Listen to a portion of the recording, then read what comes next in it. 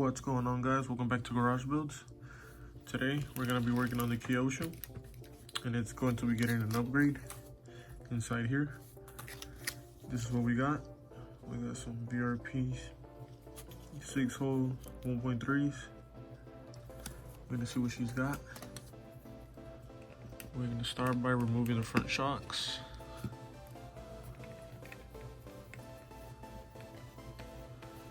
Here, nice and easy.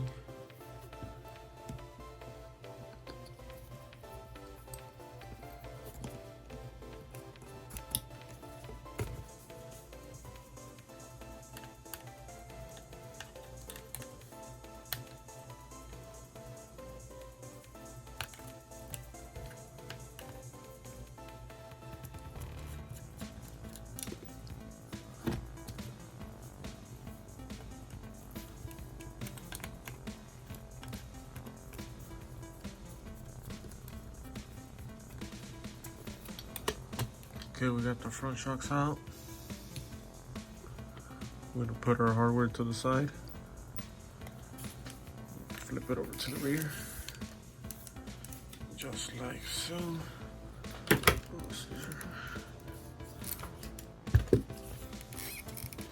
The same in the rear.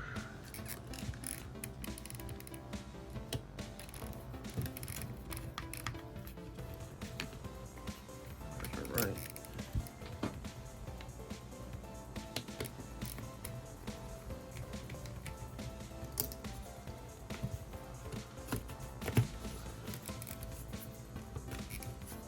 Okay, we got the two rears right here.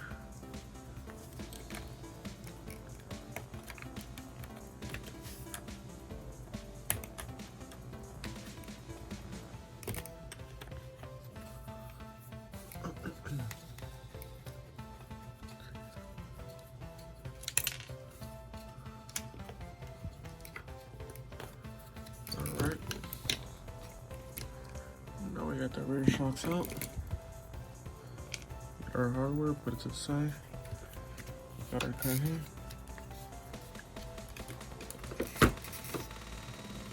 Now we can work on our shocks here. That's okay. Now that we're here, I'm going to be removing our shocks, taking them apart.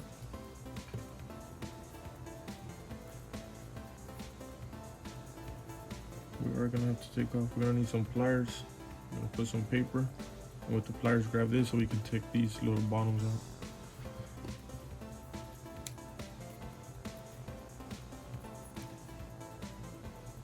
And as you guys can see here, this is what I'm running. Some Razor's Edge. This is stuff I get from my local hobby shop. I run 45 in the front and 40 in the rear. Here we got our two front shocks.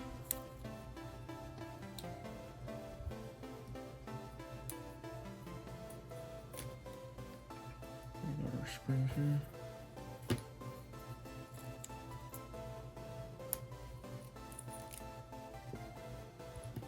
And depending how dirty my shock fluids are, sometimes I throw the extra, if it's not too dirty, into my spare fluid bottle. It'll save you in case you ever run out. This will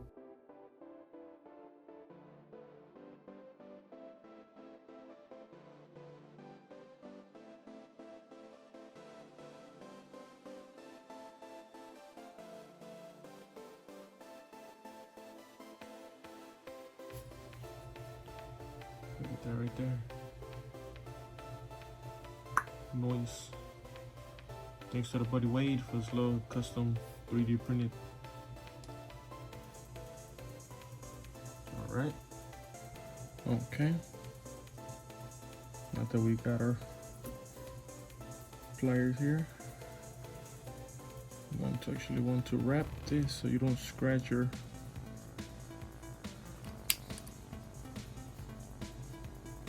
rod here. Pinch that a little tight there, not too tight, just enough for you to be able to turn this. Shouldn't be too tough. Got one there. that. Should be able to take your piston out.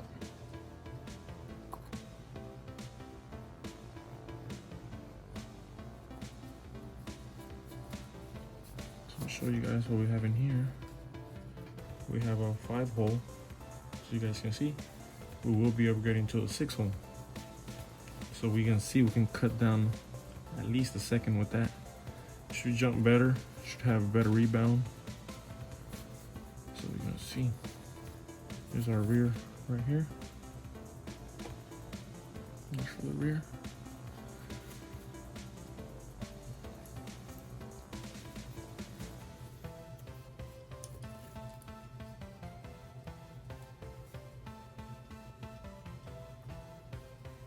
Always do it as slow as possible, so in case you do get a little scratch in there, we won't risk it getting to the rings.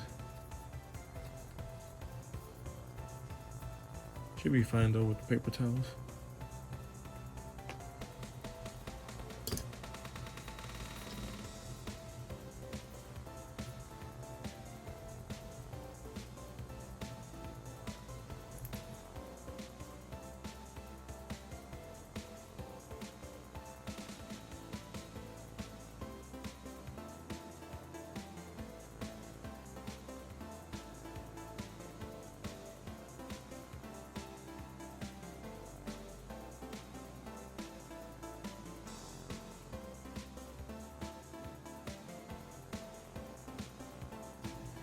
Now, gotta move this nut up here, which is number 5.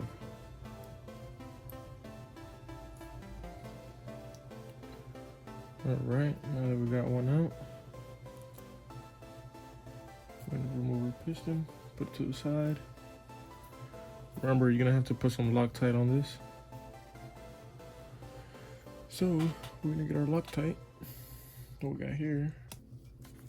Okay, so we're gonna start with this first one here.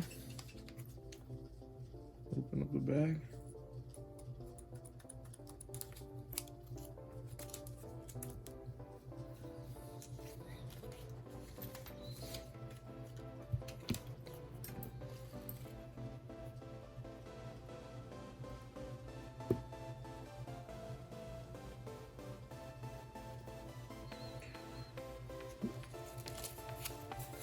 Here it comes with instructions, so you guys can see here. Run the valves up. Oh, so you guys can see here. First you put a washer. Looks like you use 2 washers on the bottom.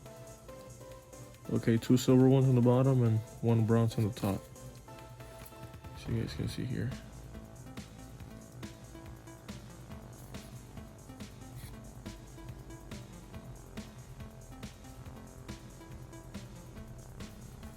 Oh, but there's only 4 of these and 4 of these.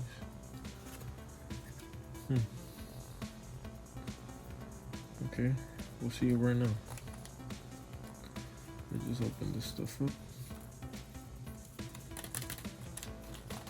Open them here.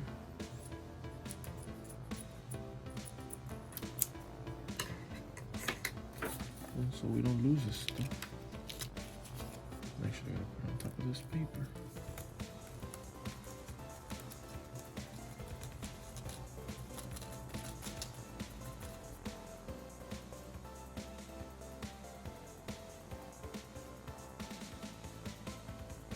So we can see here.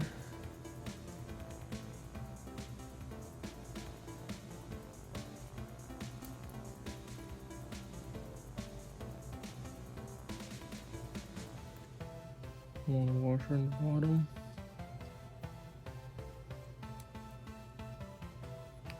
Piston. Washer in the top. And the nut. Yep, that's exactly how it should go.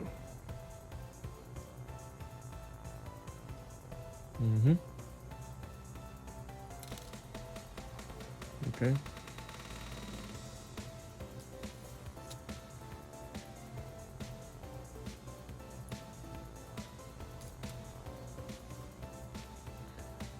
put one of the little valves on this side. Oh my god. You gotta be careful. You don't lose these little bitty things. I had already dropped it. Pretty small.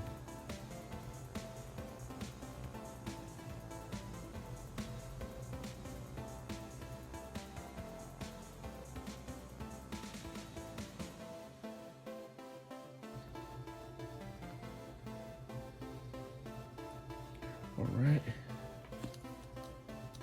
Got the first one down. We're gonna get our Loctite here. Give it a little drop.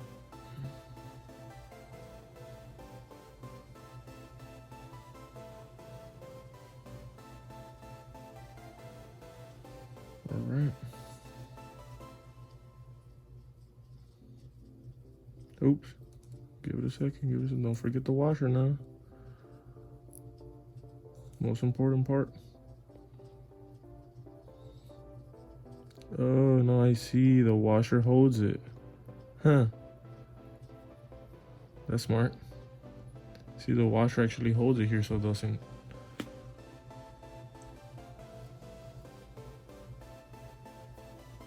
The washer pretty much holds them. That's pretty cool. Now we're gonna grab it again with the pliers.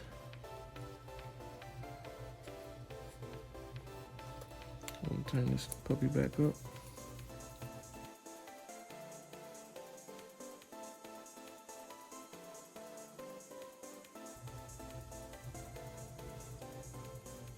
Put her back on her shock.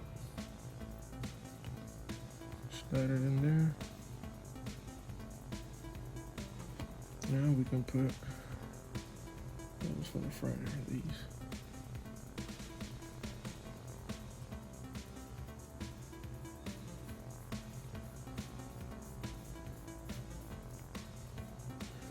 Okay, we're gonna get our pliers again.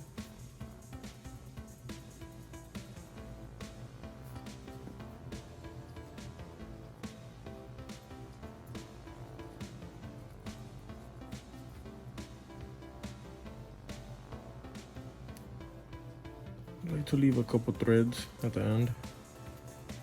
That gives your shock a little extra length. Yeah, leave like 2 threads at the top. Should be good with that. Look at that. Okay, this one should be ready. For the rear, I gotta repair one. So you guys already saw one. Let me get to it, and I'm gonna show you guys once I'm done, okay?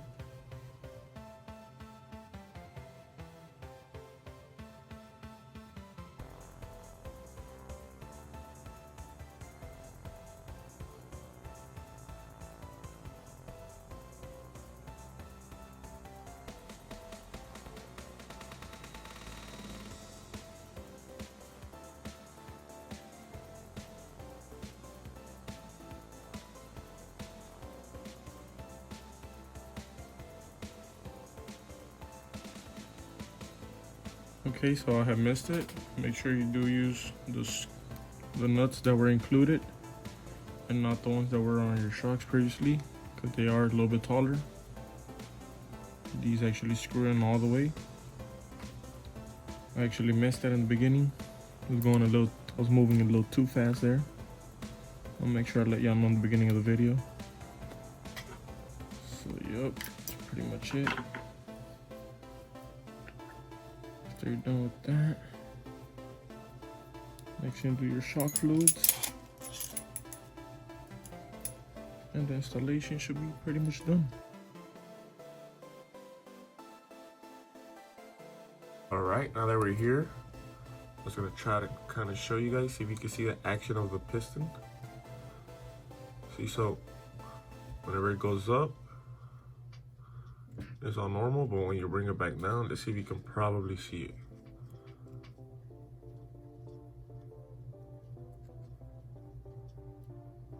You probably can't.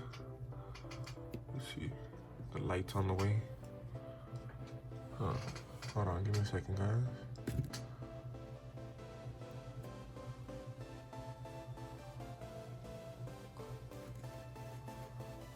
Huh. You might not be able to see it, to be honest. Okay. See the little flap on the side? See if it goes up and then bring it back down. You probably missed it, but it's there. They're all nice and full.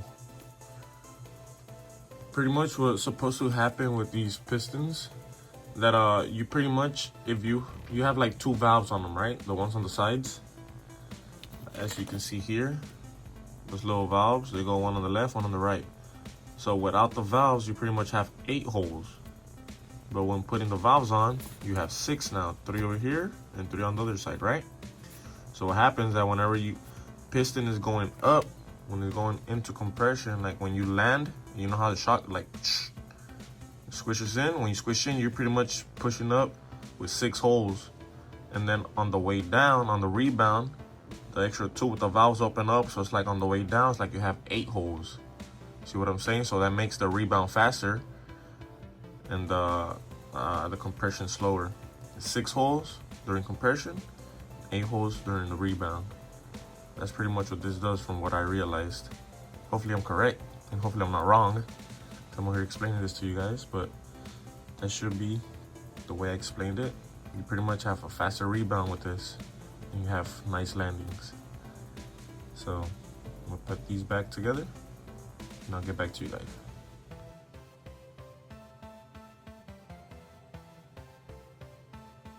Okay, so I actually wanted to show you guys how I do my shocks. Everybody has their own way of doing their shocks. So our shock caps, they usually have a little hole right here. As you can see, you see that little hole right there?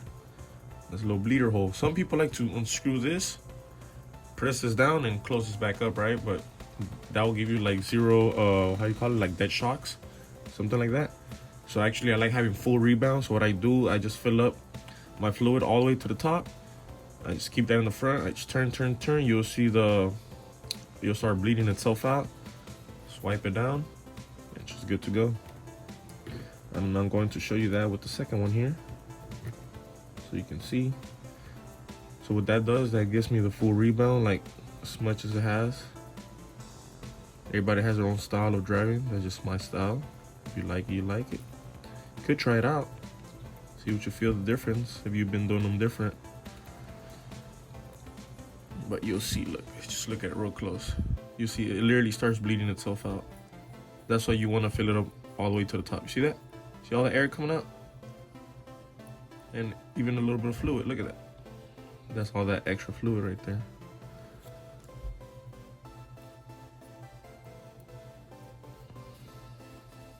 I just tighten these by hand because then you can't take them off. They don't come loose either way. So as far as you can by hand, should be good to go.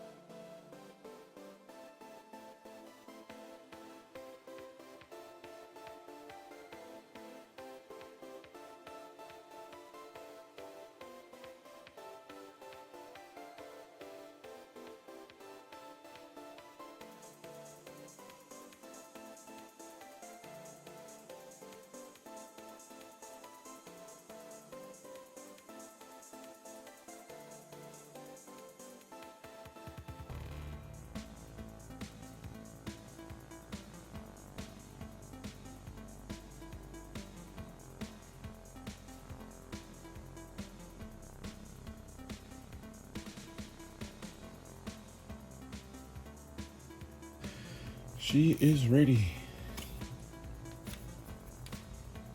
Now all I gotta do is test out the car, see what kind of lap times you can run. I think the last time I run this, my best lap might have been 32 something. Might have got a lucky 31.9. So we're gonna see what we can do with this. already with the new shock pistons, VRPs. Make sure you hit that like button, subscribe. We'll see you guys on the next one. Peace.